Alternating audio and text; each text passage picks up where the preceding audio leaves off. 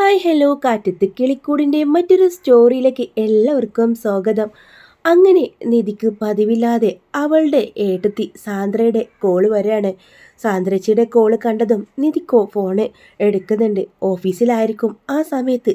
നിധി phone എടുത്തുകൊണ്ട് അവൾ കുറച്ച് അപ്പുറത്തേക്കായിട്ട് മാറി നിൽക്കാണ്. എന്താ സാന്ദ്ര എടുത്തി, എന്താ വിളിച്ചത്? അല്ല നിധി, നീ ഇതെവിടെയാണ്? ഞാനിത് ഓഫീസിലാ. ഓഫീസിലോ? അതെ, ഞാൻ ജോലിക്ക് പോകാൻ തുടങ്ങി. എന്താ വെറുതെ വിളിച്ചോ? അത് പിന്നെ മോളെ, അച്ഛന് തീരെ സുഖമില്ല, നെഞ്ചുവേദനയാണ്. ഓ, എന്നോട് വീണ്ടും ഡ്രാമ തുടങ്ങിയോ എടുത്തി? എന്തിനാ എടുത്തി ഇങ്ങനെയൊക്കെ പറയുന്നത്? എന്നെ അവിടേക്ക് വിളിച്ചു കൊണ്ടുവരാനുള്ള അടവാണോ ഇത്? അല്ല മോളെ, സത്യമായിട്ടും സാന്ദ്രേച്ചി നിന്നോട് അങ്ങനെ കള്ളം പറയാറുണ്ടോ? ആ, എന്നാലും അച്ഛനും അമ്മയോ അടുത്ത് നിന്നിട്ടായിരിക്കും ചിലപ്പോൾ സാന്ദ്ര ചേച്ചി ഇത് പറയുന്നത്. അല്ല മോളെ, സത്യമായിട്ട് അച്ഛൻ ICUവിലാണ്, നെഞ്ചുവേദനയാണ്.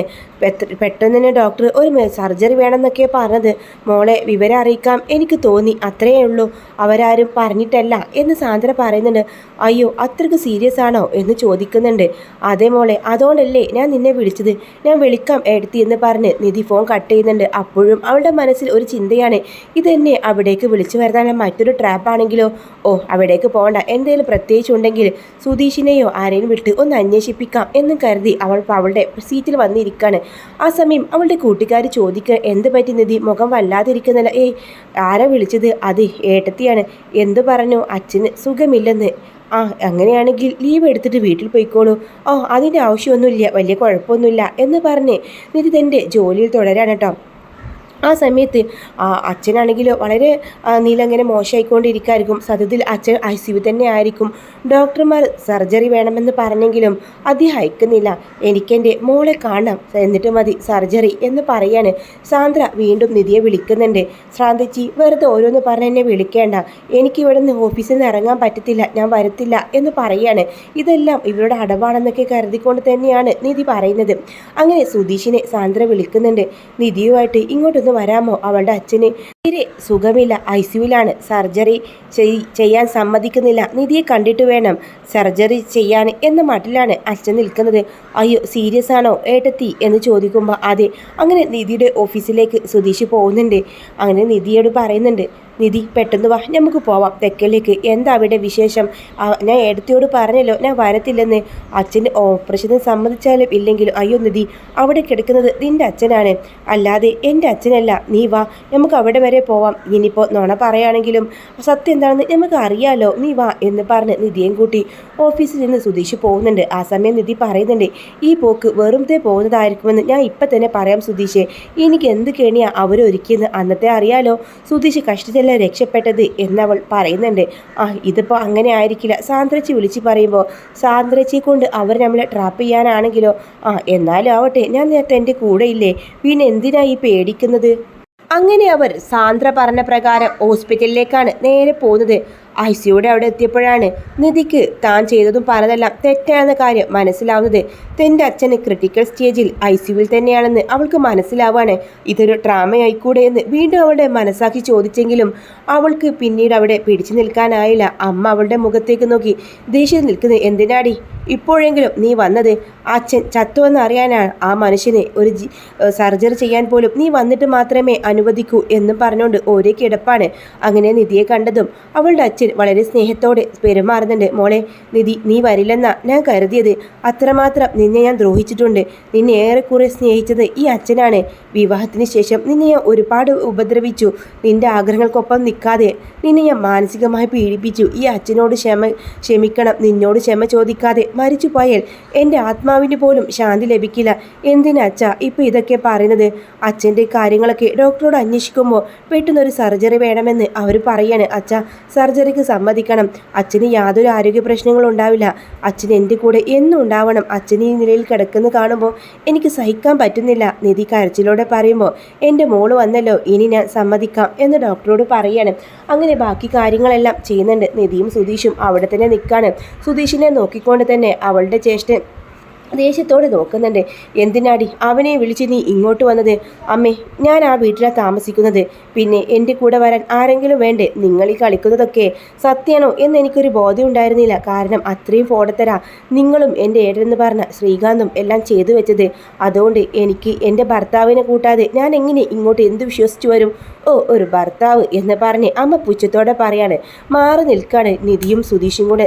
സുധീഷിന് വല്ലായ്മയാവുന്നുണ്ട്. നിധി, നീ എവിടെയെങ്കിലും പോയി ഒന്ന് കിടക്ക്, ഞാൻ കാറിലുണ്ടാവും എന്ന് പറഞ്ഞ് പുറത്തേക്ക് പോകുമ്പോൾ, വേണ്ട സുധീഷ്, എൻ്റെ കൂടെ തന്നെ ഇവിടെ ഉണ്ടാവണമെന്ന് പറയാണ്. ഇതെല്ലാം കേൾക്കുമ്പോൾ സുധീഷിന് വലിയ സന്തോഷമാവുന്നുണ്ട് കേട്ടോ. അങ്ങനെ വീണ്ടും നിധി പിറ്റേ ദിവസം രാവിലെ ഞാൻ പോവട്ടെ, അച്ഛനും ഡിസ്ചാർജ് ആവുന്ന ദിവസം വരാം എന്ന് പറഞ്ഞുകൊണ്ട് നിധി പോകുന്നുണ്ടെങ്കിലും 2 ദിവസം കഴിയുമ്പോൾ വീണ്ടും നിധി തൻ്റെ അച്ഛൻ്റെ അരികിലേക്ക് വരാം. മോളെ, ഈ അച്ഛനെ ഇനി അധിക കാലമൊന്നും ഉണ്ടാവില്ല, എൻ്റെ കൂടെ 2 ദിവസം മോൾക്ക് ഇവിടെ നിൽക്കാമോ എന്ന് ചോദിക്കാണ്. അപ്പോൾ സുധീഷിൻ്റെ മുഖത്തേക്ക് നിധി നോക്കുന്നുണ്ട്. സുധീഷിൻ്റെ മനസ്സിൽ വല്ലാതൊരു ഭയം. നിധി ഇവിടെ ഇട്ടിട്ട് പോവാൻ നിധിയെ തനിക്ക് എന്നേക്കുമായി നഷ്ടപ്പെടുമോ എന്നൊരു തോന്നൽ. അവളുടെ അടുത്ത് വന്ന് ചോദിക്കുന്നത്, ഞാനിവിടെ നിൽക്കുന്നതിന് പ്രശ്നമുണ്ടോ? എനിക്ക് പ്രശ്നമൊന്നുമില്ല. പക്ഷെ നിധി, എനിക്കെന്തോ വല്ലാതെ ഭയം പോലെ. എൻ്റെ അച്ഛനും അമ്മയല്ലേ, പേടിക്കേണ്ട, എന്തുണ്ടെങ്കിലും ഞാൻ മെസ്സേജ് ചെയ്യാം, വിളിക്കാം എന്ന് അവൾ പറയാണ്. അങ്ങനെ പാതി മനസ്സോടെ സുധീഷ് പോകുന്നുണ്ടെങ്കിലും സുധീഷ് ആ നാട് വിട്ട് പോകുന്നില്ല കേട്ടോ. അവിടെ എവിടെയൊക്കെ ഒരു ഹോട്ടൽ റൂം എടുത്ത് സുധീഷ് അവിടെ തന്നെ തങ്ങുകയാണ്. നിധി വിളിച്ചാൽ ആ നിമിഷം ഓടി വരാൻ പാകത്തിന് അവൻ അവിടെ തന്നെ ഉണ്ടെന്ന് സുഭാഷിനെയും വിളിച്ച് അറിയിക്കുന്നുണ്ട്. അങ്ങനെ നിധി തൻ്റെ അച്ഛന് കഞ്ഞി കോരി കൊടുക്കുകയും അച്ഛന് മെഡിസിൻ കൊടുക്കുകയൊക്കെ ചെയ്യാണ്. ആ സമയത്ത് നിധിയുടെ കയ്യിൽ പിടിച്ച് അവളുടെ അച്ഛൻ ചോദിക്കുന്നുണ്ട്, എന്താ മോളെ, നിനക്ക് ഈ അച്ഛനോട് വെറുപ്പാണോ? കഴിഞ്ഞതൊക്കെ മനസ്സിലുണ്ടോ ഇപ്പോഴും? അതെ, പിന്നെ അച്ഛ, ഞങ്ങൾ അടുത്ത് വന്നപ്പോഴും സുധീഷിനോട് അച്ഛനും ഏട്ടനും പെരുമാറിയതൊക്കെ ഓർക്കുമ്പോൾ വല്ലാതൊരു ഭയമാണ്. ഇനി മോൾ പേടിക്കേണ്ട, മറ്റൊരു രഹസ്യം കൂടെ എനിക്ക് മോളോട് പറയാനുണ്ട്. അതിനുവേണ്ടി മാത്രമാണ് ഞാൻ ആയുസോടെ ഹോസ്പിറ്റലിൽ നിന്ന് തിരികെ വന്നത്. എന്താ എന്ന ഭാവത്തിൽ അവിടെ തന്നെ നോക്കുന്നുണ്ട്. അങ്ങനെ അലമാരക്കടിയിൽ നിന്ന് കുറച്ച് ഫോട്ടോസ് എടുക്കുന്നുണ്ട് കേട്ടോ. ആ ഫോട്ടോയും ഒരു വിൽപത്രം പോലെ തോന്നിക്കുന്ന ഒരു ആധാരം ഒക്കെ ആയിരിക്കും അതിനുള്ളിൽ.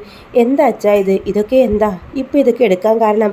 അതല്ല മോളെ, ഞാൻ അന്ന് സുധീഷിൻ്റെയും സുഭാഷിൻ്റെയും വീട്ടിലേക്ക് വന്നപ്പോൾ ഒരു സംഭവം മനസ്സിലാക്കിയിരുന്നു. അവരുടെ അമ്മയുടെ ഫോട്ടോ അവിടെ ഭിത്തിയിൽ കണ്ടിരുന്നു. അത് മറ്റാരുമല്ല എന്ന് പറയാണ്. പിന്നെ ആരാ എന്ന മട്ടിൽ നിധി അയാളെ നോക്കുന്നുണ്ട്. ഇത് നോക്ക്.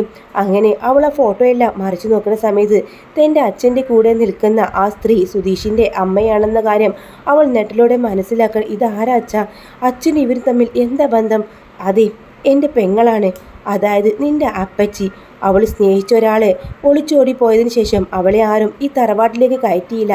അവൾ ആരാണെന്ന് പോലും ഞങ്ങൾ അന്വേഷിച്ചില്ല. പക്ഷേ ഞാൻ ആ വീട്ടിലേക്ക് വന്നപ്പോൾ അത് അവളുടെ കുടുംബമാണെന്ന് അറിഞ്ഞപ്പോൾ സത്യത്തിൽ എനിക്കെല്ലാം വെട്ടി നുറുക്കാനാണ് തോന്നിയത്. അവൾ മരിച്ചു പോയത് കേട്ടപ്പോൾ വലിയ സന്തോഷമായി. കൂടപ്പിറപ്പിനെ പോലെയല്ല ഞാൻ അവളെ കണ്ടത്. അത്രയേറെ ഞാൻ അവളെ സ്നേഹിച്ചിരുന്നു, ഒരു മകളെ പോലെ.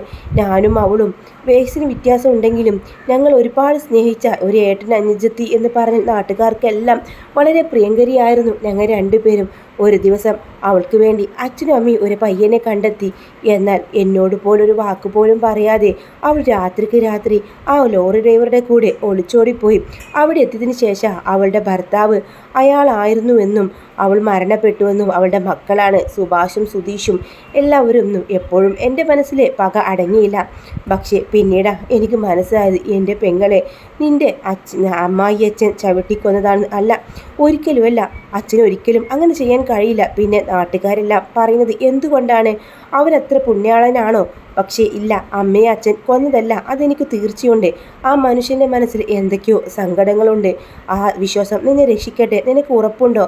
അങ്ങനെയാണെങ്കിൽ അവരോട് എനിക്ക് യാതൊരു ദേഷ്യവുമില്ല. എൻ്റെ പെങ്ങള് പിടിഞ്ഞു തീർന്നറിഞ്ഞപ്പോൾ ചങ്ക് പെട്ടി കരഞ്ഞവനാ ഞാൻ.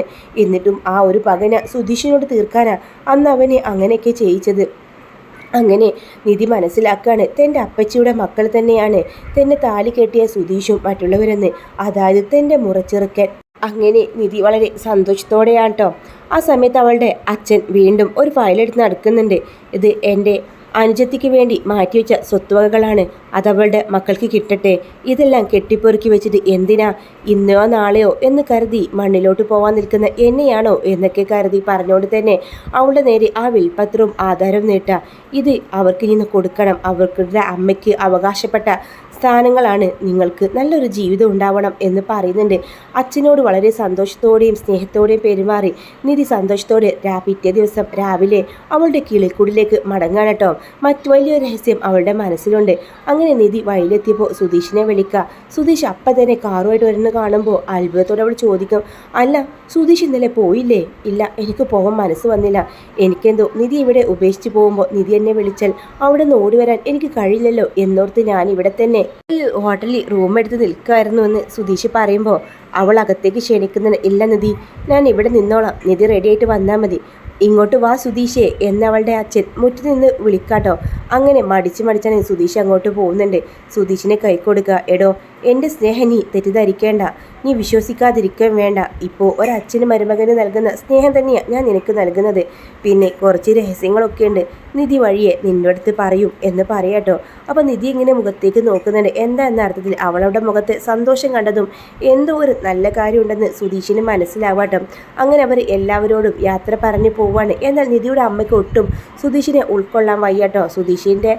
നിധിയുടെ അമ്മയോട് അച്ഛൻ ഈ രഹസ്യങ്ങളൊന്നും പറഞ്ഞിട്ടില്ല, ശ്രീകാന്തിനോടും പറഞ്ഞിട്ടില്ല. ഇനിയിപ്പോൾ ശ്രീകാന്തൊക്കെ എന്തെങ്കിലും പ്രശ്നമൊക്കെ ഉണ്ടാക്കുമ്പോൾ ആ ഒരു സ്വത്തിൻ്റെ കാര്യത്തിലൊക്കെ ഒന്ന് ഓർത്തിട്ട് അച്ഛനത് തൽക്കാലം ഐഡിയ ചെയ്ത് വെക്കണം. അങ്ങനെ വീട്ടിലെത്തിയതും നിധിയോടത്ത് ഇങ്ങനെ ഇടയ്ക്ക് ഇങ്ങനെ സുധീഷ് ചോദിക്കുന്നുണ്ട്, നിൻ്റെ അച്ഛൻ എന്തോ എന്നോട് പറയുമെന്ന് പറഞ്ഞല്ലോ, ആ രഹസ്യം എന്താണ്? എല്ലാവരും ഉള്ളപ്പോൾ പറയാം എന്ന് പറയുന്നുണ്ട് കേട്ടോ.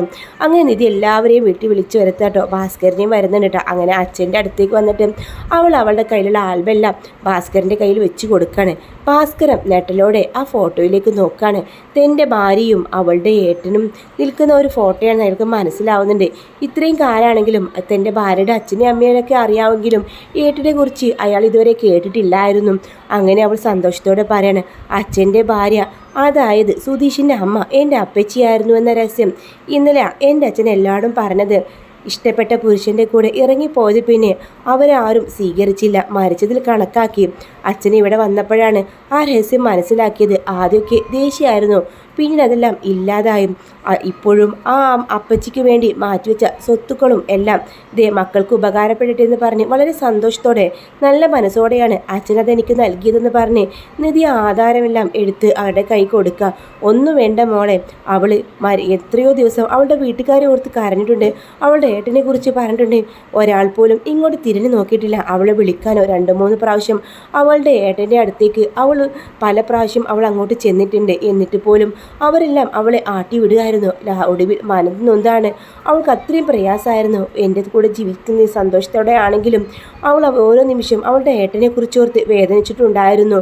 അതെ, അച്ഛൻ പറഞ്ഞു അതൊക്കെ അച്ഛനും അപ്പച്ചിയും കൂടെ നല്ല കൂട്ടായിരുന്നുവെന്നും അമ്മയെ അച്ഛനേക്കാൾ ഏറെ പ്രിയപ്പെട്ടതായിരുന്നു തൻ്റെ അച്ഛനെ അപ്പച്ചിക്ക് എന്നൊക്കെ പറഞ്ഞു. അച്ഛനൊരു സങ്കടമേ ഉള്ളൂ, ഇത്രയ്ക്ക് അടുത്തിട്ടും ഒരിക്കലും അപ്പച്ചി മനസ്സ് സൂഹിച്ച ആ രഹസ്യം പറഞ്ഞില്ലല്ലോ എന്ന സങ്കടവും ദേഷ്യമൊക്കെ ആയിരുന്നു ഇത്രയും കാലം ഇങ്ങോട്ടൊന്നും വരാതിരുന്നത് എന്നെല്ലാം നിധി പറയാട്ടോ.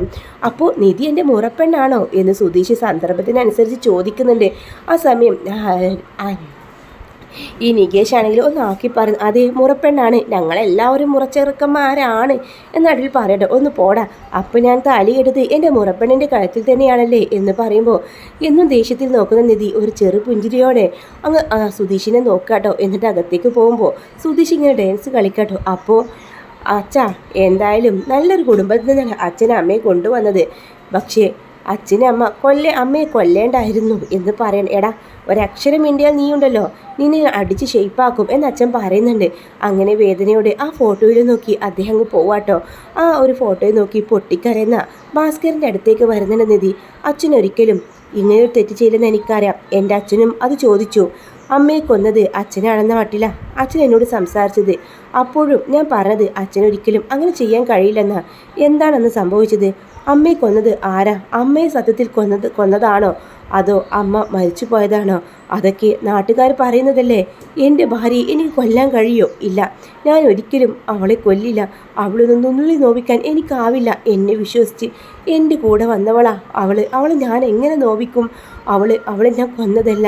പിന്നെ അവളെ മരണം എനിക്ക് സഹിക്കാവുന്നതിലപ്പുറമായിരുന്നു. ഏകാന്തതയായിരുന്നു അപ്പോൾ ഞാൻ ഇഷ്ടപ്പെടുന്നത്. അതുകൊണ്ട് എല്ലാവരും എന്നെ കൊലയാളി എന്ന് പറഞ്ഞ് മുദ്ര കുത്തിയപ്പോൾ ഒന്നും ചിന്തിക്കാതെ ഞാൻ ജയിലോട്ട് പോയതാണ്. അവളുടെ മരണത്തിന് പിന്നിലും ഒരു കഥയുണ്ട് മകളെ. മോളെ, എനിക്കപ്പോൾ ഇത് നിന്നോട് പറയാനാവില്ല എന്ന് പറഞ്ഞ് ഭാസ്കരം ആ ഫോട്ടോയിലേക്ക് മുഖം താഴ്ത്തി പൊട്ടി പൊട്ടി കരയാണ്.